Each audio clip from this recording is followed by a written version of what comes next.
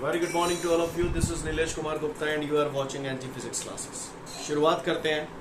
कल मैंने लास्ट आप लोगों को जाते जाते dimensional formula for the capacity of the conductor ये मैंने कल आप लोगों को बताया था और मैं उम्मीद करता हूं कि आप सभी लोगों को वो डायमेंशनल फॉर्मूला क्लियर हो चुका होगा, ऐसा मेरा मानना है. राइट. अब हम आगे की कहानी कहते हैं, अगली बात पे चलते हैं. अगला क्वेश्चन हमसे बोल रहा है drive the relation for the capacity of an isolated spherical conductor. ये हमें समझना है. क्या हम तैयार हैं समझने के लिए? बोलो. वो मुझसे बोल रहा है drive the relation for the capacity of an isolated spherical conductor. तो भैया समझते हैं इसको हम लोग, है ना. सबसे पहले तो उसने बोला स्फेरिकल कंडक्टर, तो मैंने बढ़िया चक फर्स्ट क्लास स्फेरिकल कंडक्टर बना दो पहले. और इस कंडक्टर को हमने जो चार्ज दिया है that is positive charge. Clear. मैंने मान लिया सपोज करिए इसे +2 चार्ज दिया है. This is the radius of the spherical conductor. बोलो भैया, है ना. अगर मैं इस चार्ज कंडक्टर को जमीन से टच कर दूंगा तो पूरा की पूरा चार्ज स्फेरिकल कंडक्टर पे बना रहेगा क्या? नहीं बना रहेगा. वो पूरा की पूरा चार्ज कहां चला जाएगा? जमीन में चला जाएगा. कहां चला जाएगा? जमीन में चला जाएगा. तो वो चार्ज जमीन में ना जाए तो जमीन से अलग रखने के लिए हमने इसको क्या किया? स्टैंड पे रख दिया. स्टैंड के तौर पर मैं यहाँ रबड़ लगा सकता हूँ, लकड़ी लगा सकता हूँ, क्योंकि रबड़ और लकड़ी क्या है? इंसुलेटर है ना. तो रबड़ या लकड़ी लगाकर मैंने इसे जमीन से अलग रख लिया, जमीन से आइसोलेट कर लिया, है ना. इसी को बोलते हैं isolated spherical conductor. Isolated word का मतलब ये है यहाँ पर कि आप इसे जमीन के साथ टच में मत रखिए. जमीन से अलग रहना चाहिए, क्योंकि जमीन के टच में रहेगा तो ये जितना भी चार्ज है वो सब के सब अर्थ में चला जाएगा. तो चार्ज अर्थ में ना जाए इसलिए हमको इसे जमीन से आइसोलेट करना पड़ता है. तो जमीन से आइसोलेट करने के लिए हमने इसे क्या किया? इंसुलेटर के ऊपर रख दिया, इंसुलेटिंग स्टैंड के ऊपर रख दिया. समझ में आ रही है मेरी बात? आ रही है नहीं आ रही है? बात समझ में आ रही है सभी को? ओके. अगर आपको ये बात समझ में आती है तो आगे की बात देखते हैं हम सभी लोग ध्यान से. मुझसे कहा जा रहा है कि इस आइसोलेटेड स्फेरिकल कंडक्टर की मैं कैपेसिटी निकालूं. क्या निकालूं बेटा? कैपेसिटी निकालूं. तो भैया मैं ज्यादा पढ़ा लिखो अतनाने पर मैंने बचपन में ये जाना था कि capacity of the spherical conductor जो होता है, sorry capacity of the conductor जो होता है वो ये होता है C बराबर Q/V. जो मैंने लिखा है बोर्ड पे आपको नजर आ रहा है प्रॉपर? बोलो. ओके. C बराबर Q/V. हमें ज्यादा पढ़े लिखे ना, हमें तो कैपेसिटी को एक ही फॉर्मूला मालूम है. ले देखें C बराबर Q/V. बोलो भैया क्लियर है यहाँ तक? किसी को कोई दिक्कत? ओके. अगर ये बात क्लियर है तो अगली बात पे आता हूँ.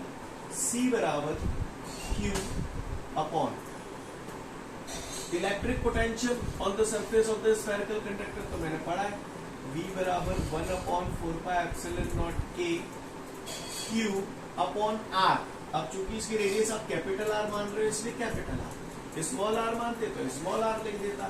जो मन पर है ते करो. क्लियर है जन्ना? आगे बढ़ो, आगे बढ़ जाओ. ओके. अगर ये बात समझ में आ रही है क्लियर? कट गया Q से Q कुकू. ओके. आगे बढ़ते हैं. अब बचा हमारे पास 4πε0 KR. ये कहाँ पहुंच जाओगे इशारे से बताओ जरा फटाफट जल्दी से बुद्धि में. शाबाश जी. हूं पर पहुंच जाओ. कहाँ पहुंच जाओ? हूं पर. जाए मैंने हूं पर लाया दो तो ये रह जाएगा 4πε0 KR. सी क्लियर है? बात समझ में आ रही है? ओके. किसी को कोई दिक्कत? कि आ गया capacity of the spherical conductor. कोने पूछी तो बतलाए दोगे कि नहीं बतला पाओगे? बतलाए दोगे. क्लियर. किसी ने पूछा drive the relation for the capacity of the spherical conductor. यहाँ तक प्रूव कर दिया. ठीक है. कैपेसिटी आपने निकाली है तो कैपेसिटी का यूनिट आप लोग बचपन से जान रहे हो. फेराड है ना. फेराड. ये जो फॉर्मूला है बेटा that is an SI system. ठीक है. क्लियर. ओके. अब मेरी बात ध्यान से सुनेंगे हम सभी लोग. अगर ये बात आपको समझ में आती है तो अगर सपोज करिए अभी क्या है K dielectric constant of the medium रहता है. ये बात हम लोगों ने चैप्टर 1 में पढ़ी है. K is the dielectric constant of the medium. यानी हम यहाँ पर ये मान के चल रहे हैं कि ये जो कंडक्टर है वो किसी न किसी मीडियम में रखा हुआ है. राइट. लेकिन अगर सपोज करिए ये एयर में रखा होता, एयर में, तो K की जगह का तान देते, 1 तान देते नहीं तान देते. तुझे कहा है जा तो 4 पाई एप्सिलॉन 0 के की जगह 1 रखू देते तो कौन सी तो पे चल जाती, 1 को मल्टीप्लाई 4 पाई एप्सिलॉन 0 होते होते तो यही आ जाता, आर भैंसों की भैंसों। नहीं यही बात समझ में क्लियर? ये कब है? फॉर एयर और वैक्यूम, और एयर और वैक्यूम, एयर और वैक्यूम के लिए के बराबर 1 होता है। बात समझ में आ रही है? बोलो फॉर्मूला भाई ये कौन से सिस्टम में चल रहा है, ऐसा ही नहीं चल रहा है। अच्छा अब इतने पढ़ लिख गए हो तुम, दुनिया भर की बातें जानता हो और इतना मैं भी कई बार बता चुका हूँ, ठीक है। एसआई सिस्टम से सीजीएस सिस्टम में जब हम लोग कन्वर्ट करते हैं तो बताओ क्या होता है? 4 पाई एप्सिलॉन 0 उड़ा देते हैं, 4 पाई एप्सिलॉन 0 हटा देते हैं, वेरी गुड। तो 4 पाई एप्सिलॉन 0 हटा देंगे तो क्या पाएंगे? ये पाएंगे, पाएंगे नहीं पाएंगे, यही तो पाएंगे, क्लियर है? तो C बराबर R। ये सीजीएस सिस्टम है तो सीजीएस सिस्टम में यूनिट क्या हो जाएगी? State farad. I hope you understand guys, do you understand that? You better understand, clear कर पाएंगे? अब मेरी बात ध्यान से सुनो। किसी पट्टे ने मुझसे बोला, ध्यान से सुनना, अलग अलग अंदाज में पूछा जा सकता है, ठीक है? आओ अलग अलग अंदाज दिखाता हूं। अगर किसी ने बोला drive the relation for the capacity of the spherical conductor, तो आप केवल यहां तक कर देना, काम खत्म हो गया, दैट्स ऑल, खत्म कर, ठीक है? अगर किसी ने बोला prove that the capacity of the spherical conductor is 4 pi epsilon 0 k times of radius of the conductor, तो अभी यहीं तक कर देना, तो मेरी बात क्लियर है? लेकिन अगर किसी ने बोल दिया prove that the capacity of the spherical conductor is 4 pi epsilon 0 times of radius of the spherical conductor, तो यहां तक बढ़ाना पड़ेगा, पड़ेगा नहीं पड़ेगा?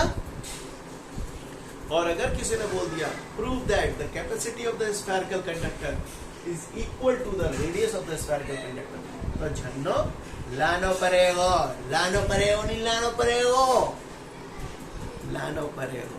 भाषा समझ में आ रही है कि नहीं आ रही? आ रही? तो जल्दी से फटाफट देख लो नोट्सों में, ठीक है? तो फिर अगला क्वेश्चन हम लोग देखते हैं, explain the various factors which is affecting the capacity of the conductor, ठीक है? तो गौर से देखिएगा, explain the various factors which is affecting the capacity of the conductor. तो ध्यान से देखेंगे हम लोग। मैंने बचपन में ये सुना था कैपेसिटी, अभी अभी हमने पढ़ा है फॉर्मूला 4 पाई एप्सिलॉन नॉट के आर, राइट? ये जनरल फॉर्मूला, सी क्लियर? सबसे पहला फॉर्मूला यही आता है हमारे सामने। जितनी भी जगह पूरे फिजिक्स में आधी से ज्यादा जगह पे आपको यही मिलेंगे, explain the various factor, explain the various factor, जिन्हें कबाऊ पढ़ने की जरूरत ना हो। डायरेक्टली प्रोपोर्शनल, यूनिवर्सली प्रोपोर्शनल सब लोग समझते हो ना, वही सब खत्म है जाते। समझ में आ रही है ना मेरी बात? तो इसलिए ज्यादा स्ट्रेस देने की जरूरत नहीं इन चीजों पर। तो गौर से देखो कौन कौन से फैक्टर है जो कैपेसिटी को इफेक्ट करते हैं। तो एक फैक्टर तो मुझे ही दिख रहा है, C is directly proportional to K, है ना? के बोले तो dielectric constant of the medium, बोलो। दूसरा फैक्टर मुझे यहाँ पर दिख रहा है, C is directly proportional to R. इधर देखो, पहले तो मुझे बताओ कि डायरेक्टली प्रोपोर्शनल और इनवर्सली प्रोपोर्शनल समझते हो या नहीं समझते? सब लोग समझते हैं, मैं बैच में बता भी चुका हूं,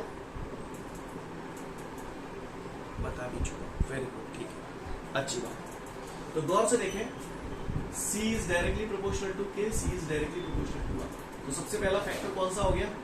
dielectric constant of the medium, clear? Dielectric constant of the medium. If dielectric constant of the medium increases, capacity of the conductor increases, क्योंकि डायरेक्टली प्रोपोर्शनल है। डायरेक्टली प्रोपोर्शनल में एक बढ़ता है तो दूसरा भी बढ़ता है, ये घटेगा तो ये भी घटेगा। समझ में आ रही है बात? पता होगा ना यार, ये तो कि ये नहीं पता आप लोगों को, बताओ जरा मुझे। पता है, अच्छी बात है, ठीक है। तो पहला फैक्टर हुआ dielectric constant of the medium. If dielectric constant of the medium increases, capacity increases. If dielectric constant of the medium decreases, capacity decreases, clear? अभी आपने स्फेरिकल कंडक्टर बनाया था ऐसे करके, अगर आपको याद होगा, यानी पिक्चर बनाई थी मैंने, बोलो, और आपने इसे इंसुलेटिंग स्टैंड पर रख दिया था ऐसे, right? Dielectric constant of the medium का मतलब क्या है? जैसे सपोज करो सबसे पहले ये एयर में रखा है तो कुछ ना कुछ कैपेसिटी होगी। अब एयर के बजाय मान के चलो मैंने जब पानी में रख दूं, तो पानी के लिए डाइलेक्ट्रिक कांस्टेंट की वैल्यू 80 होती है, मैंने बताया था आपको चैप्टर 1 में, है ना?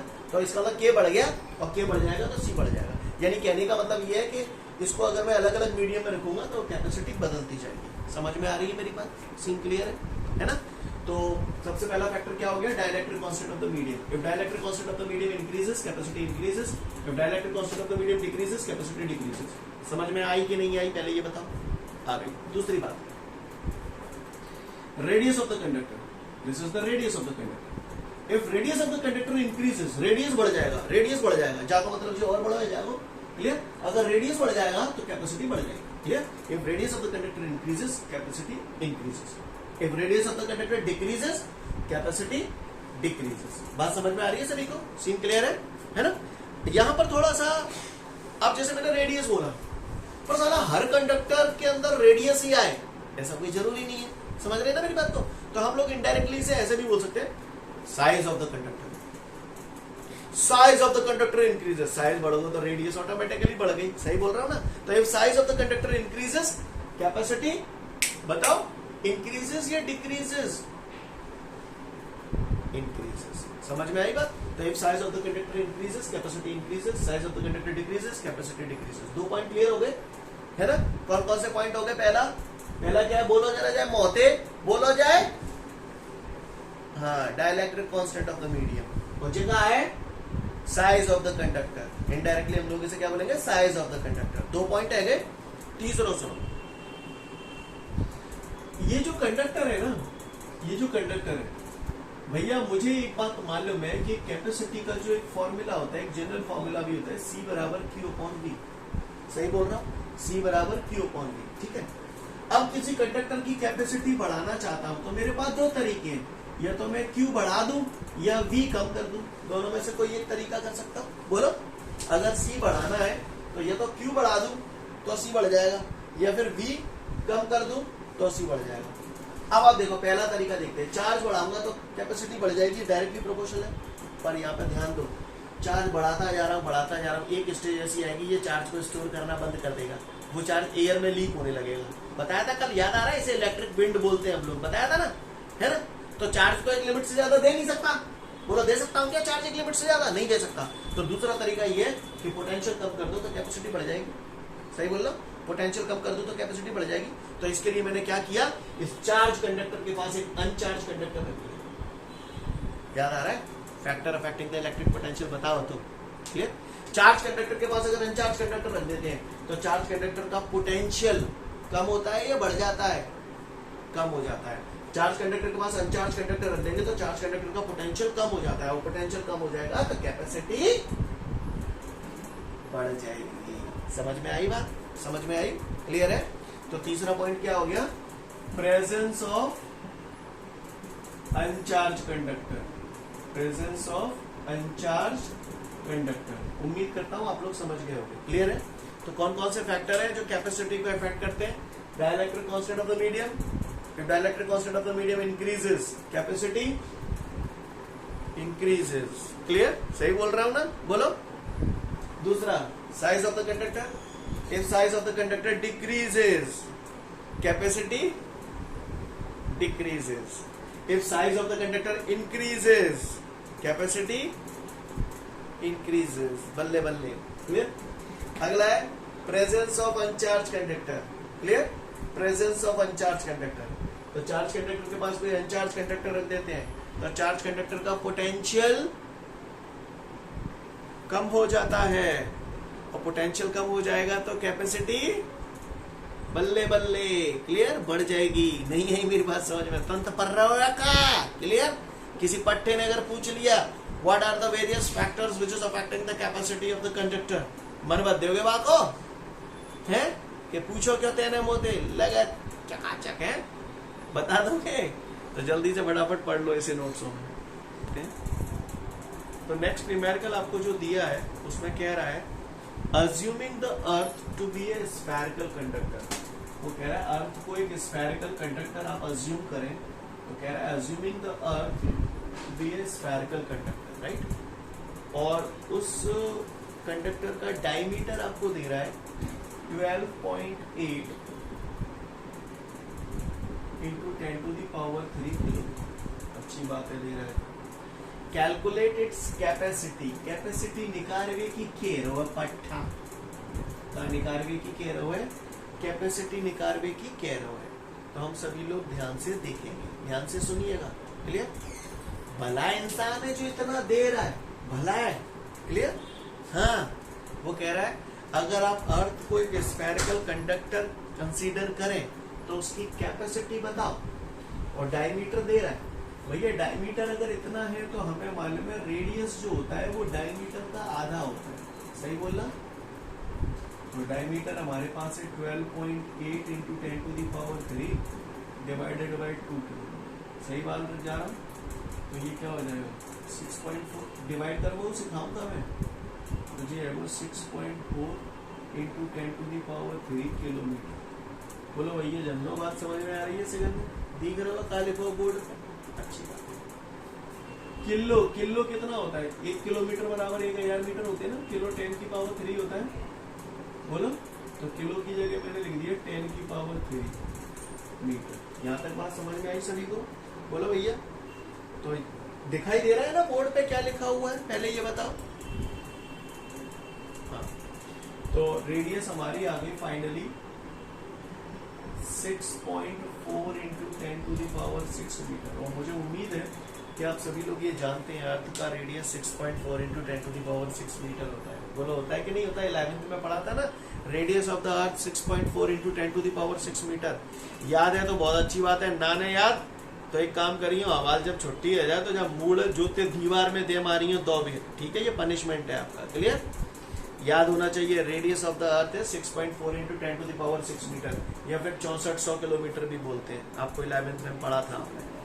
खैर हमें क्या करना है। तो ये रेडियस आ गई अर्थ की। अब वो कह रहा है कैपेसिटी निकालो, और कह रहा है अर्थ एक स्फेरिकल कंडक्टर है। तो भैया मैं ज्यादा पढ़ो लिखो ना पर मुझे स्फेरिकल कंडक्टर की कैपेसिटी का फार्मूला मालूम है, C बराबर 4πε0r। बोलो पढ़े नहीं पढ़े? क्लियर? के वारो लगाना, के वारो लगा दीजिए, के लगा दी, ठीक है?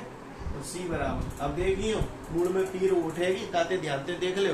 4πε0 की जगह 9 इंटू 10⁻⁹ धर दो। क्लियर?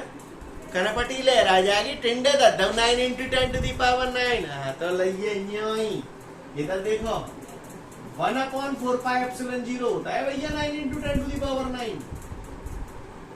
वो तो 4πε0 की वैल्यू चाहिए, तो जाए पलटे वो तो जो पलटे जाओ, जाए पलटे वो तो ये कहा जाएगा 4πε0/1, और जाए पलटे वो तो ये 1/9 इंटू 10⁻⁹। बोलो भैया है जाओ कि नहीं है जाओ?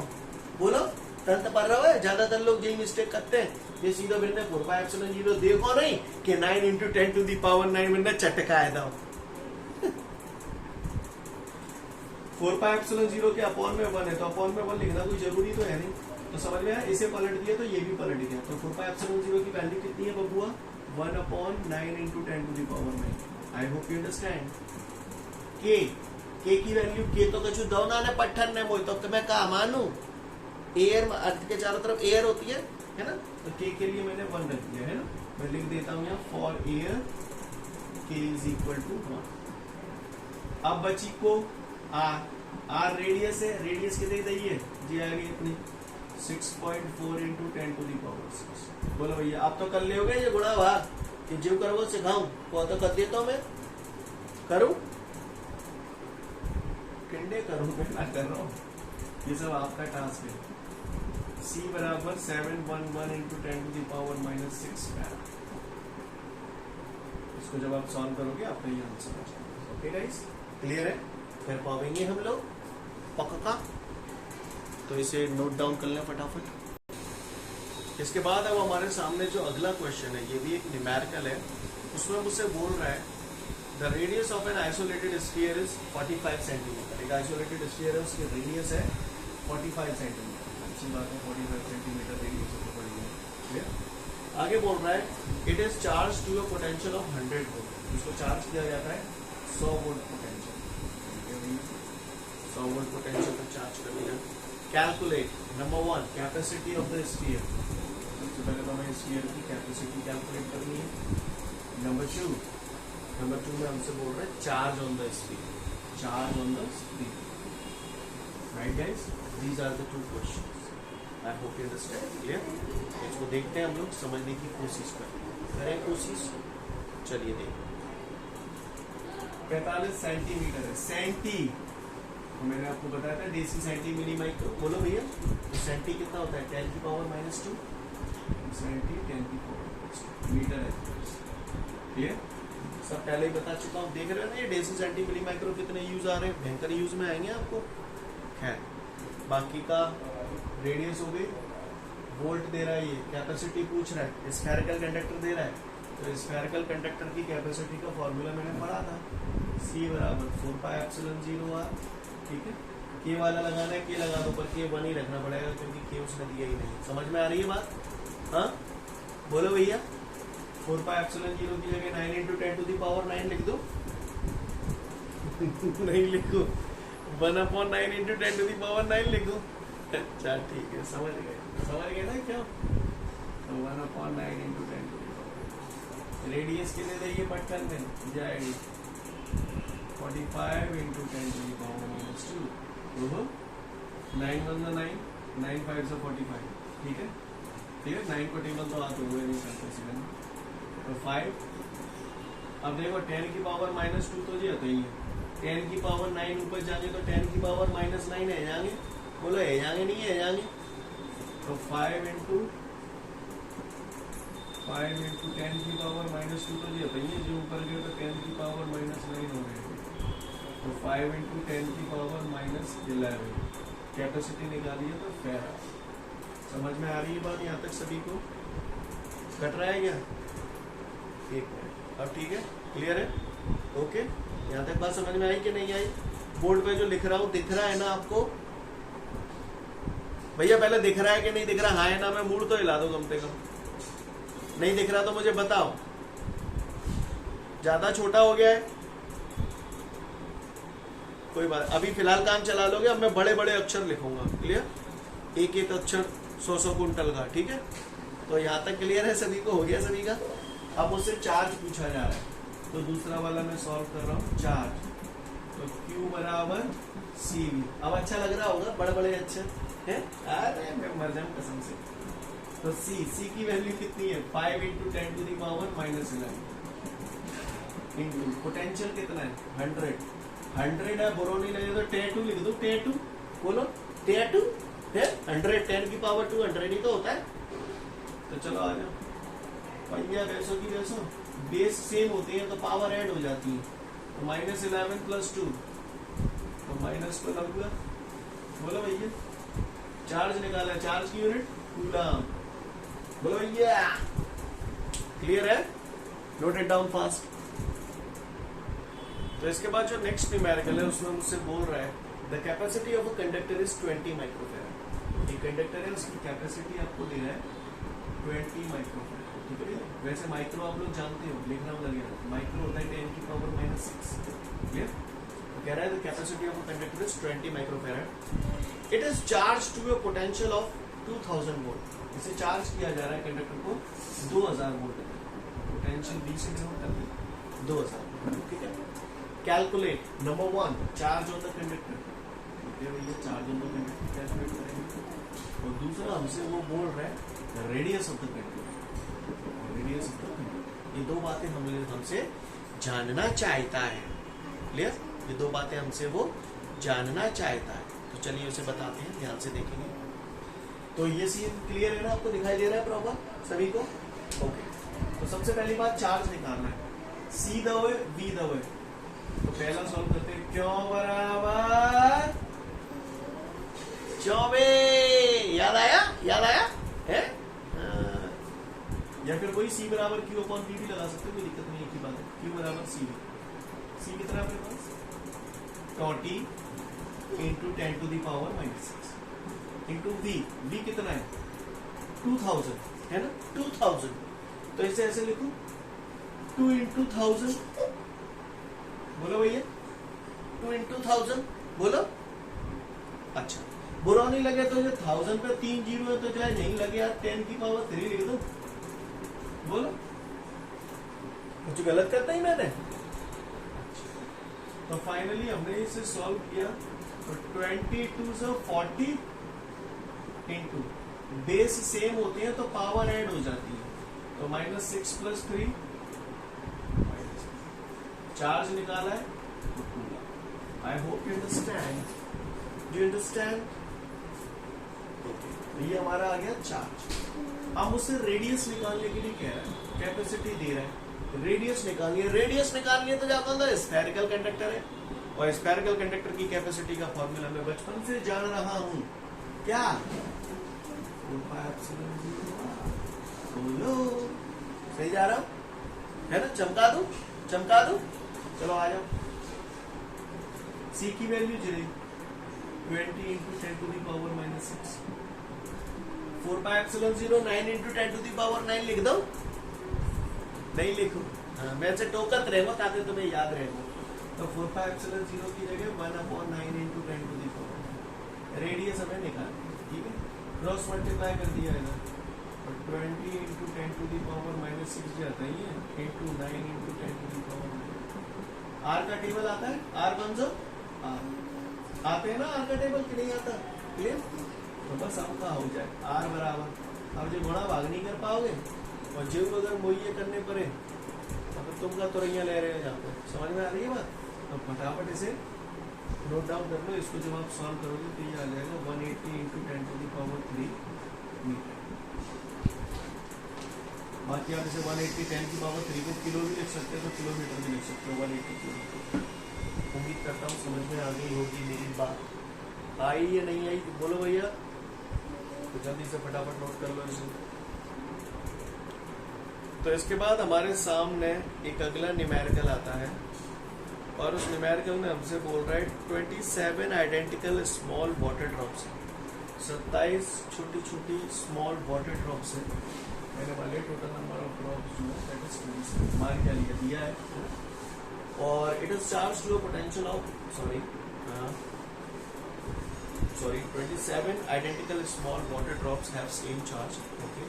If they combine to form a big drop, find the ratio of capacity of big drop to the capacity of small drop, okay? अच्छी बात, capacity of big drop to the capacity of small drop, ये इसका question, okay अच्छी बात है। Well guys, सबसे पहले मैं समझना है इस क्वेश्चन को, पट्टा हमसे क्या जानना चाहता है, ठीक है?